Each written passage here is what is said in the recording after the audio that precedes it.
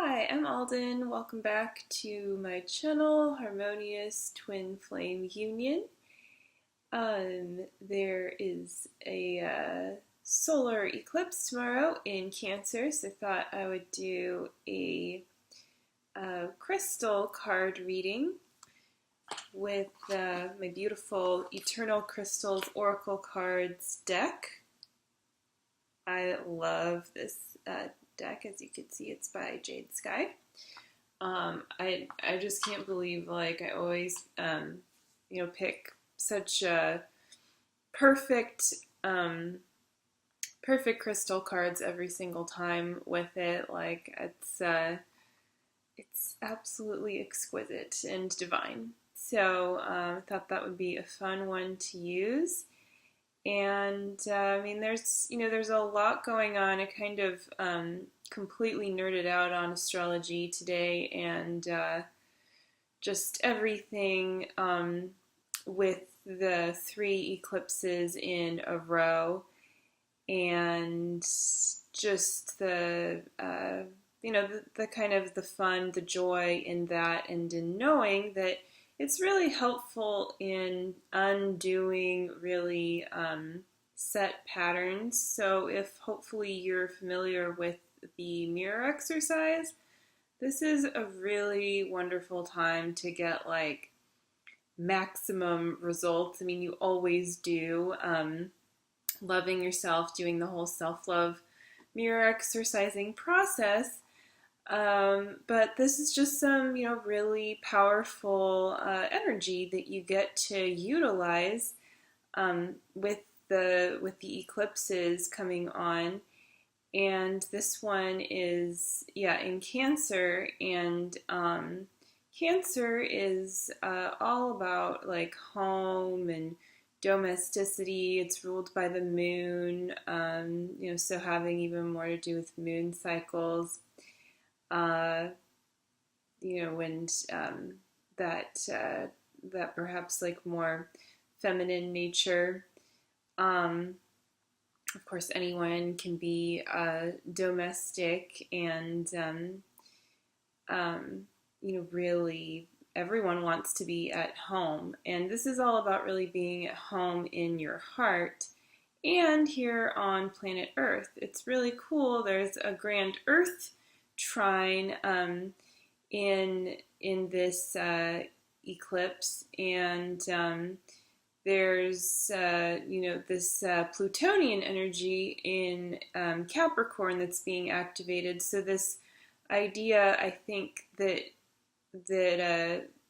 there's going to be something really juicy coming out of the 3 eclipses, and this idea of things kind of that are revolutionary, unknown, that seem out of your control. Of course, we're not about, controlling. We're about being with God and following guidance and co-creating and taking guided action and everything. And that being said, of course, it feels more out of control, like how you're gonna go surfing and what waves you're gonna catch, more so perhaps than like grinding your coffee in the morning and making coffee, what beans you got, the whole process. There's not probably a lot of element of surprise there. Of course, things can always happen, like power outages or whatever. But just so you can see, the idea there of getting comfortable with that kind of that unknown element. That I think that there's something that maybe like to look at there, if perhaps you've separated some part of yourself that you're afraid of fully reincorporating into your heart space, into your heart's home with God, because there's something that feels kind of out of control somehow. So just maybe pay extra attention to that sort of transformative energy, and how you can, like, magnetize change there, and just get the maximum support that God's bringing you through these energies. I just think it's a really, really fun, cool way to do your spiritual work. So, if it speaks to you, which probably does, if you're watching this, you have some interest, in the kind of cosmic going ons, then why not utilize them? Of course, don't, go looking for, a portal to jump through that's going to bring your divine masculine home tomorrow or anything like that. That's not astrology, in its highest form. So I just want to, kind of differentiate those two ways of looking at it. Yeah. And so yeah, Cancer. I feel like there's something I really wanted to bring up. Oh yeah, like there's that grounding aspect of the Earth Grand Trine. So really, like, claiming your whole self, and your whole spiritual path as like you're all in it, you're all grounded in it, and if it's helpful, like, tap into your root chakra and really ground deeper, and feel it also in your heart. Your root and your heart are one, like heaven is on earth. It's kind of all of these concepts become real, and you feel them inside, and that's really what you want to feel, because it's not outside of you that you're gonna find this this satisfaction of feeling at home and relaxed with God. And there was something. Oh, Jupiter went direct, which I find to be a big deal. So I just wanted to touch on that too. Jupiter went direct on Tuesday around 10 a.m., which was yesterday. Maybe a couple days ago by the time this video is on YouTube. But yeah, so Jupiter went direct in Scorpio after being retrograde since March. I think it was March 8th. But I know for me, I had like the whole kind of shift there with, like, with life purpose, and how the spiritual components are all one there, in a big kind of like redirection or revealing. And so it's good to look for maybe things that you were reconsidering, going deeper with, kind of feeling into with that more retrograde, introspective, reevaluating kind of energy. And Scorpio is like a very deep sign, all about exploring the depths with this sense of like confidence though, and ease, that usually the topics that Scorpio is associated with, like death and sex, and like some people say taboo topics, but just stuff that's like that scorpion energy too, if you will, is really like just feels cool, man, like chill.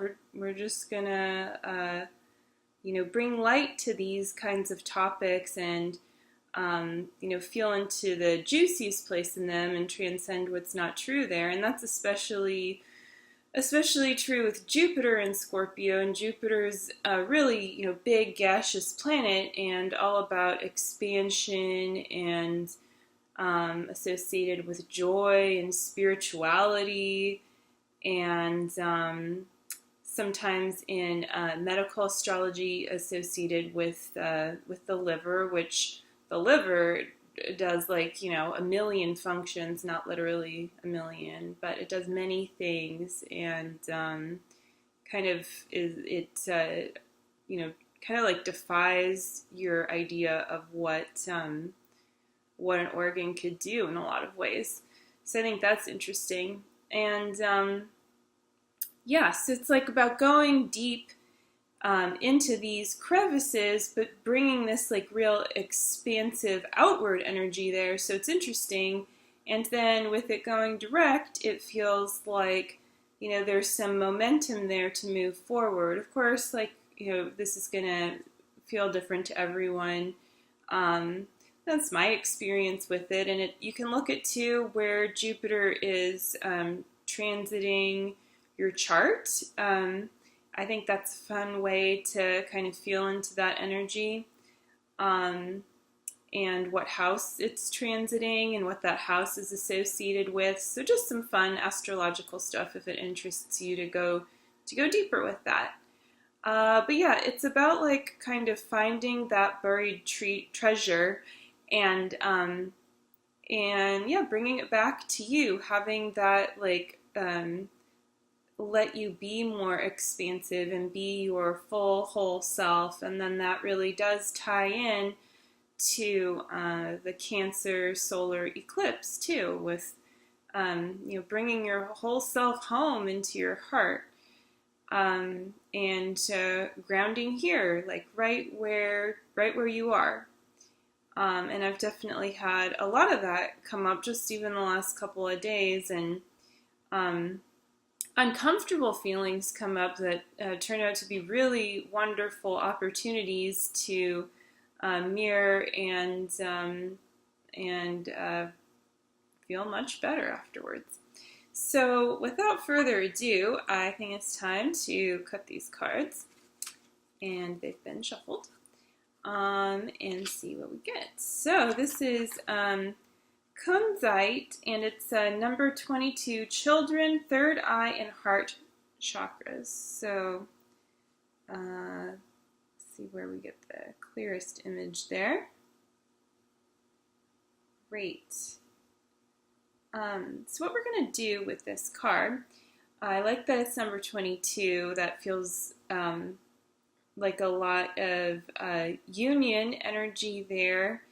Of course, 2 and 2, and then 2 and 2 make 4, and like bringing the 4 corners. And 4, to me, feels like a very grounding number, and that whole idea of the home too. Like you need generally 4 corners to create like a sound structure, like a room. And so like bringing your divine self fully into your home, into your room. And also, then that naturally allows more space for your twin flame too in your heart, to really bring full love to your harmonious twin flame union. So yeah, and you can look at the beautiful color that this is too, and this idea of children. I don't know, for you watching this, but certainly healing things around being a child, and then also for me, kind of some revelations about just my vision for children, and like change in how society, how they're viewed and treated, has come up a lot lately, and also my personal childhood and healing that too. And of course, if you have kids, then there's that as well. So anyway, we're just gonna sit. If you'd like to, put your feet on the floor or cross your legs, whatever is comfortable for you, and just have a short meditation. So I'm gonna close my eyes, and what you can do is really just allow the healing energy of this this crystal essence within the card to just wash over you and allow that energy in.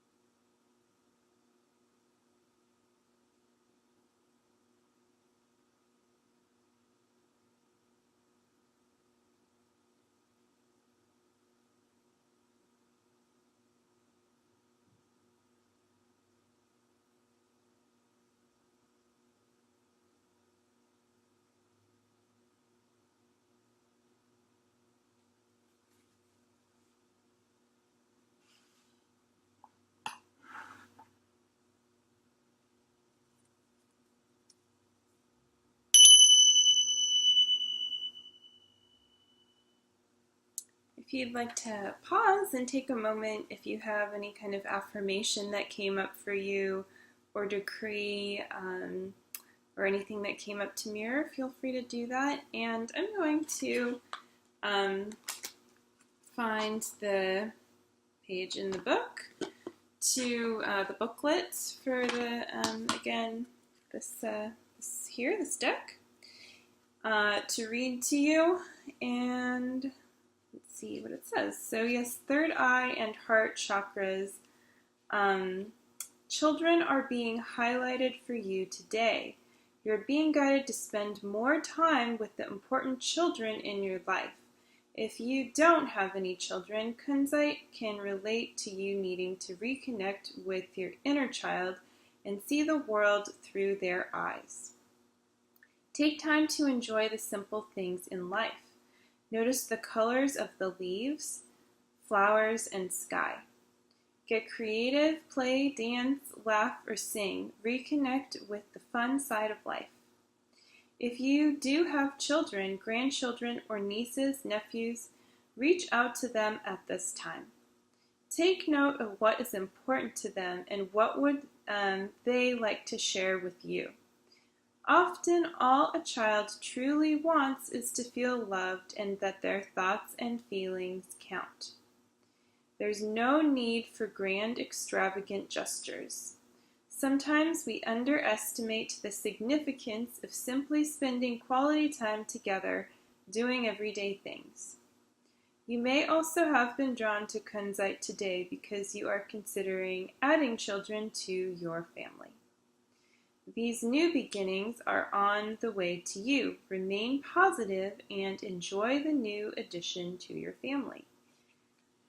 Beautiful. Well, of course, this can, speak to however it is that children, are in your life and your inner child as well. And a really great time to, romance that inner child, so to speak. So, do those really fun, joyful things, even if they're pretty much everyday things. Like going somewhere that you really like, going out in nature, a great day for that, with the eclipse and with that grounding kind of energy that nature brings, or a coffee shop. Maybe your inner child wouldn't be drinking a bunch of espresso, but that could still satisfy, that inner child somehow. Maybe all that steamed milk. Whatever it is, just remember to really honor that that part of you, that is you. That's not just like some part of you that only gets a say sometimes. That's really accessing that that place, that joyful place, is you throughout the ages, from your childhood to your adulthood. And you, just because you're mature doesn't mean that you shouldn't be in a state of joy and bliss all the time. That's the natural state of being, and that is your birthright. So yeah, I think that kind of concludes this reading, and I hope you enjoyed it. So feel free to comment below, and please like, share, and subscribe. And you can check out more information at harmonious-twin-flame-union.com. I'm also going to link below Jeff and Shalia's book, Twin Flames: Finding Your Ultimate Lover, on the mirror exercise. And of course, don't forget that loving your inner child also means really nurturing your harmonious twin flame union too, because that's very attractive to your twin flame and really shows that you're able to honor and nurture their inner child as well, and connect there. So thanks so much for watching. Happy eclipse season, and I'll see you next time. Bye.